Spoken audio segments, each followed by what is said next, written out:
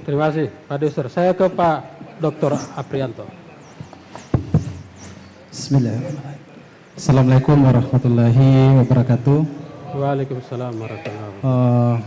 Pertama, terima kasih Bang Hadi kembali mempercayakan saya untuk hadir sama-sama membahas satu fenomena hukum dan politik secara bersamaan, tapi saya tidak akan menguliti fenomena politiknya karena pure saya dalam perspektif hukum dan lebih khusus lagi hukum pidana. Bang Hadi, penegakan hukum pidana terhadap perkara ini tidak cukup singkat, memakan waktu yang relatif panjang, sekitaran 8 tahun dari 2016 ya. Dan ini merupakan puncak terakhir dari bagian hak dan bagian dari kewajiban masyarakat dalam pemberantasan tindak pidana korupsi. Itu sebenarnya ada peran serta masyarakat yang diambil oleh LSM dalam perkara ini. Jadi LSM ini sebenarnya bagian dari pemenuhan hak secara undang-undang yang diatur dalam pasal 41 Undang-Undang 31 tahun 1999 tentang pemberantasan tindak pidana korupsi. Jadi proses yang ditunggu-tunggu sekitaran hampir 8 tahun berakhir dengan penetapan tersangka. Karena setelah ini soal waktu dan prosedur yang ada di kejaksaan. Saya mau sampaikan ke teman-teman LSM, terkadang Bang Hadi, hukum itu tidur. Tapi ingat saja bahwa hukum tidak akan pernah mati. Dia akan tidur bersama dengan gelapnya malam, tapi pada ujungnya akan terbit fajar di pagi hari. Apa yang diusahakan oleh teman-teman LSM ini melewati proses yang begitu lama. Hampir saya tiap bulan dihubungi, bagaimana ini sebenarnya Pak Aprianto? Karena secara langsung saya sebenarnya Bang Hadi terlibat di perkara ini. Saya diminta jadi ahli 2 kali persis di 2017 dan 2018. Saya sementara studi waktu itu pulang pergi, Malang Gorontalo harus mengikuti pemeriksaan ahli di tahun 2017 dan 2018. Jadi ini bukan waktu yang singkat sebenarnya. Tapi satu hal yang saya akui bahwa semangat dari teman-teman LSM ini tidak putus di tengah jalan. Ya, dan berakhir dengan apa? Berakhir dengan tepuk tangan sebenarnya, ya. Tapi saya tidak akan masuk ke situ. Saya hanya mau bilang bahwa ini merupakan fase di mana hukum itu harus tampil. Kadang hukum itu kejam Bang Hadi, kejam, tapi dia harus ditegakkan. Apalagi hukum pidana.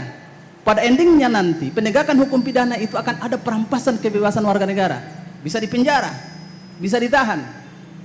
Tapi semua akan berhubungan dengan pertanggungjawaban. Dalam kesempatan ini Bang Hadi, saya akan dua hal asas yang akan saya sebutkan sebagai bukan pengantar untuk menghiasi diskusi kita hari ini. Yang pertama, ada satu asas yang harus kita perhatikan, bahwa asas dalam hukum acara pidana itu equal, atau dalam bahasa sehari-hari setiap orang itu sama di mata hukum. Equality before the law. Kalau kita lihat sejarah serentetan peristiwa ini Bang Hadi, ini bukan tindak pidana tunggal. Ini bukan pelaku tindak pidana yang secara personal dilakukan sendiri oleh yang tersangka hari ini. Tapi ada peristiwa-peristiwa sebelumnya yang bersamaan dengan yang bersangkutan, yang itu terkesan penegakan hukum pada waktu itu dalam pandangan saya itu terkesan seperti ada diskriminasi. Ya, kenapa ada diskriminasi? Perkaranya sama, tapi pola penindakannya, pola penegakan hukumnya berbeda. Kalau Bang Deswer tadi menyatakan bahwa ada yang tidak inheren. Pak Kejati Pak Firdaus mengatakan bahwa yang bersangkutan tidak terlibat secara langsung, tapi tiba-tiba saat ini ditetapkan tersangka. Dari 2018, saya sebenarnya sudah sampaikan tidak inherennya itu bukan di penetapan tersangka hari ini. Kalau kita lihat sejarah, bukan sejarah ya, cerita Bang Hadi, peristiwa ini kan sebenarnya bersamaan penetapan tersangka 3 orang. Ya, yang hari ini sebenarnya sudah menjalani masa hukuman. Pak mantan Kaban Keuangan Pak Wilyadi dengan Ibu Wilyawati. Di saat bersamaan kan ada 3 orang tersangka. Pada waktu itu saya ingat betul dari informasi yang saya dengar bahwa salah satu dari 3 tersangka ini yang hari ini ditetapkan tersangka ini kan bermohon pra peradilan untuk menilai apakah penetapan tersangka pada waktu itu ke Bapak Hamim Pou itu sah atau tidak. Pengujian pra peradilan tentang penetapan tersangka. Apa ending putusan pra peradilan terhadap permohonan itu? Permohonan ditolak. Artinya apa? Penetapan tersangka ke yang bersangkutan itu secara formil maupun material sah secara hukum acara pidana. Yang problemnya itu kan sebenarnya ini perkara di split. 2 yang maju lebih dulu ke proses persidangan, yang pada akhirnya keluar putusan prisprak, putusannya bebas. Putusan bebas ini kan menjadi salah satu alasan hukum keluarnya SP3. Tapi sebenarnya terlalu prematur. Karena memang di saat bersamaan putusan bebas, jaksa kasasi. Kan sebenarnya putusan yang belum berkekuatan hukum tetap itu jangan dulu dieksekusi. Kalau sudah ada putusan Mahkamah Agung terhadap yang 2 orang ini yang sudah dipidana ini, ya barulah mungkin ada tindakan hukum yang lain. Tapi oke lah, 2017 dimohonkan pra peradilan terhadap SP3 itu, tapi tetap ditolak karena masalah legal standing. Pas 2018, saya waktu itu Bang Hadi di Malang. Keluar putusan Mahkamah Agung ini terhadap 2 terpidana. Jadi putusan Pengadilan Negeri ya, Gorontalo, putusan pengadilan tindak pidana korupsi itu dibatalkan. Ditanya ke saya, Pak Apri bagaimana ini sikap kita LSM pada waktu Ketua Jamper, bukan Pak Prengki yang telepon saya, Pak Jainuddin ya, direkturnya. Saya bilang kalau saya, karena keinginan Pak Jainuddin pada waktu langsung mau prapit ini SP3-nya Pak Hamim. Saya bilang begini, jangan dulu prapit, kita tunggu dulu itikat baik dari Kejaksaan Tinggi. Siapa tahu setelah putusan Mahkamah Agung SP3 itu dibatalkan tanpa permohonan pra peradilan. Kan semestinya logika hukum yang harus dibangun oleh Kejaksaan Tinggi pada waktu itu, pada saat SP3 itu dikeluarkan dengan pertimbangan putusan bebas, secara bersamaan juga sebenarnya ketika putusan bebas itu dibatalkan juga SP3-nya harus dibatalkan. Tapi berjalan waktu tidak keluar pemberhentian SP3 penyidikan ulang terhadap atau pembatalan SP3 terhadap perkara ini. Maka saya bilang prapit. Solusi terakhir pra peradilan terhadap SP3.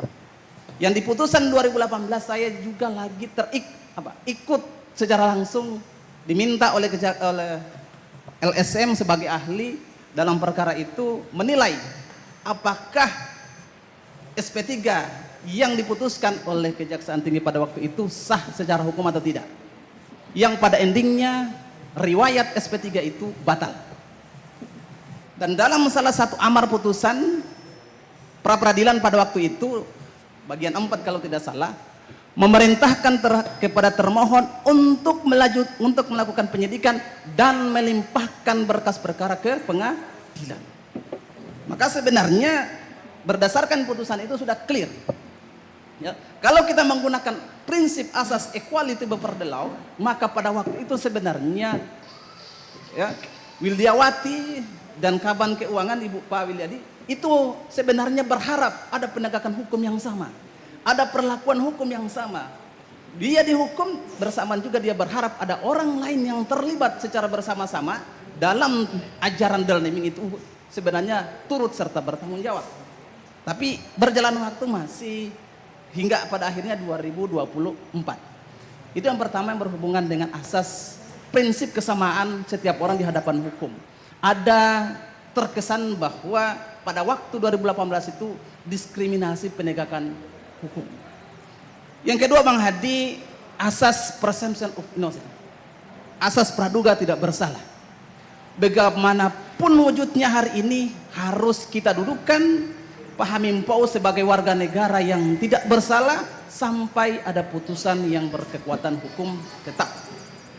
Mungkin bisa saja secara politik, secara sosial dia dianggap sudah bersalah. Tapi secara hukum itu menghendaki seseorang dinyatakan bersalah harus berdasarkan putusan yang berkekuatan hukum tetap. Ini dua asas yang saya jelaskan yang berhubungan dengan hak-hak setiap warga negara. Terakhir Bang Hadi, saya akan jawab ini judul kita hari ini. Hamim Pau ditahan penegakan hukum atau politisasi. Dalam hukum acara pidana Bang Hadi, penahanan itu bagian dari upaya hukum acara pidana, bagian dari upaya hukum paksa. Bagaimana kita menilai bahwa penahanan ini bagian dari penegakan hukum atau kriminalisasi? Agak sulit diukur. Salah satu untuk bisa mengukur ini, apakah betul Kejaksaan Tinggi ini politisasi atau tidak? Ya, sebenarnya pihak Pak Hamim atau pengacaranya lakukan pengujian terhadap tindakan upaya hukum itu. Lewat apa? Lewat permohonan pra peradilan tentang sah tidaknya penahanan. Disitulah bisa diuji apakah ini murni penegakan hukum atau merupakan bagian dari politisasi. Sehingga sebenarnya Bang Hadi, saya sebenarnya selalu menyampaikan dalam beberapa forum, sebenarnya tindak pidana itu tidak harus berakhir dengan penahanan. Tidak semua tindak pidana itu harus ditahan. Makanya hukum acara pidana itu memperketat syarat-syarat penahanan. Pasal 21 ayat 1 dan pasal 21 ayat 4 huruf A dan huruf B. Ya, kita tidak akan persoalkan kualitas tindak pidananya pasal 21 ayat 4 syarat penahanan. Karena syarat objektifnya itu harus 5 tahun atau lebih. Pasal 2 dan pasal 3 ini memenuhi syarat penahanan untuk Pak Hamim. Cuma persoalannya di syarat subjektif. Syarat subjektif pasal 21 ayat 1 itu kan syarat penahanan itu dikhawatirkan dia melarikan diri, dikhawatirkan tersangka menghilangkan barang bukti, dikhawatirkan tersangka mengulangi tindak pidana. Sekarang dalam fakta ini, apakah ketika Pak Hamim tidak ditahan, dia akan melarikan diri? Apakah ketika Pak Hamim tidak ditahan, dia akan menghilangkan barang bukti? Apakah ketika Pak Hamim tidak ditahan, dia akan mengulangi tindak pidana? Ini fakta-fakta, alasan-alasan hukum yang tidak akan terjawab dengan hasil diskusi. Karena pengujiannya pengujian judisial, pengujian lewat mekanisme peradilan. Di situ akan diuji. Diminta kepada termohon, ya, kepada termohon Kejaksaan Tinggi untuk membuktikan dalil-dalil syarat-syarat penahanan. Apakah terkualifikasi syarat penahanan atau tidak? Di situ baru kita bisa simpulkan kalau permohonan terhadap sah tidaknya penahanan itu ditolak, berarti sah penahanan terhadap Hamim Pau murni penegakan hukum. Tapi kalau dalam proses pembuktian di persidangan ternyata ada alasan lain, bukan alasan yuridis tadi, tapi alasan politisasi, ya, alasan kriminalisasi. Kalau itu alasan terungkap di persidangan, kemudian dibatalkan proses penahanan terhadap Pak Hamim, berarti menunjukkan bahwa penahanan terhadap Pak Hamim merupakan bagian dari politisasi, bukan penegakan hukum. Jadi ini merupakan mekanisme-mekanisme yang bisa kita lakukan untuk menguji apakah benar-benar apa yang dialami oleh Pak Hamim Pau ini merupakan bagian yang tidak terpisahkan dari semangat pemberantasan korupsi. Pak Hamim, jabatan bisa berakhir, tapi ingat, penanganan tindak pidana korupsi tidak akan berakhir sampai ada putusan pengadilan yang berkekuatan hukum tetap. Cukup dari saya. Terima kasih. Assalamualaikum warahmatullahi wabarakatuh.